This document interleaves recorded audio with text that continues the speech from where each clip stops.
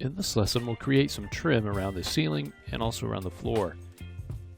Alright, so we have our walls. Let's create a little bit of detail around where the floor meets the wall and also where the wall meets the ceiling. Just kind of break up those lines a little bit. We can use the geometry that we already have to do this.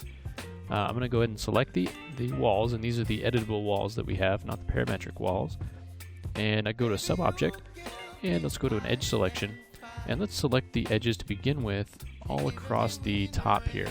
So we're looking at basically the inside edges here of the walls where they meet the ceiling. So we'll go through and just Control select all of these different edges, so you end up with a selection that goes all the way around. Okay, basically wherever you want there to be some trim, kind of select those edges. If you want to have some sort of a gap for some reason, you just don't select those edges. Alright, so now we've got all these edges selected, we can now turn these into a spline. And to do that, we'll go down to our Edit Edges Rollout, under Modify, and we'll create Shape from Selection. Okay, we want the shape type to be linear, so we want it to kind of match the square shape of the room, not be smoothed out. Go ahead and say OK to that. And what that's done now is created, if I select this, an editable spline that matches those edges. We can now take this spline and very quickly, if we go to the rendering rollout, we can actually add geometry along this spline. So if we enable it in renderer and viewport, you can see that there's now actually geometry that is flowing along the spline. Okay, you can change this the type of geometry. We've got radial, we've got rectangular that we're able to add. We can change the thickness. Okay, so something like that. And so that'll give you just kind of a really quick trim. You can go through the process of doing it kind of a loft or a sweep or any of those type of things, but sometimes just turning on this rendering to get some geometry along these curves is kind of the quickest thing to do. You can always convert this to editable poly later, but this gives you kind of a lot of flexibility, and you can change the thickness, you can change the number of sides. So assuming that you want kind of a simple profile, this might be the way to go. Okay, let's go ahead and do the same thing on the bottom here. And just to be able to see this a little bit better, I'm going to go ahead and turn off the floor layer, turn off the visibility for now.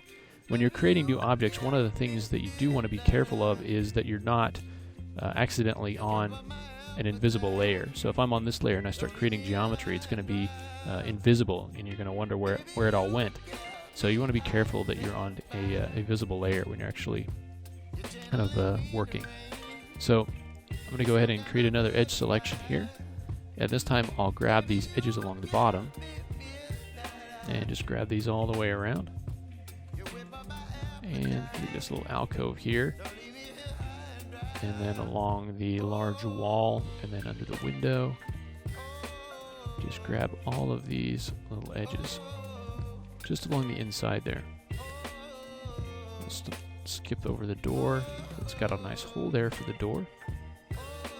Make sure we get all those edges, and then make our way around to the other side. And I think that should be all of them. You might want to check just the little corners that have the kind of the smaller segments that you might miss.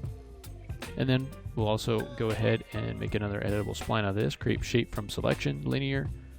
Okay.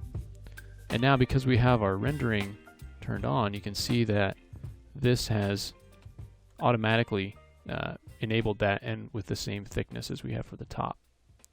Okay, so you can see it's still an editable spline. It's not an editable poly at all. You can still move the vertices and select segments and so forth, but now it's got geometry here. If I turn off our hit F4 to turn off edged faces, you can see how that looks.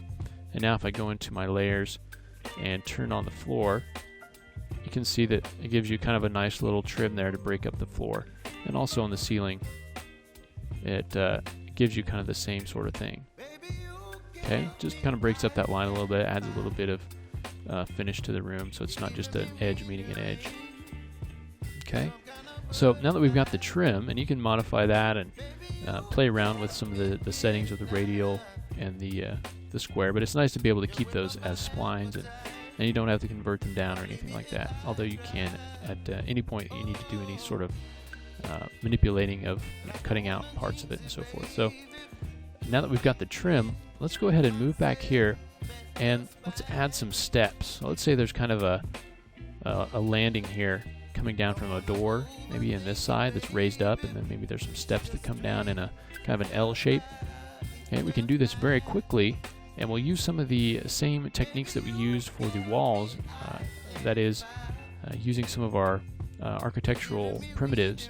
And you can actually, instead of bringing in windows and doors or walls, you can bring in different types of stairs. So we'll look at how we can do that in the next lesson.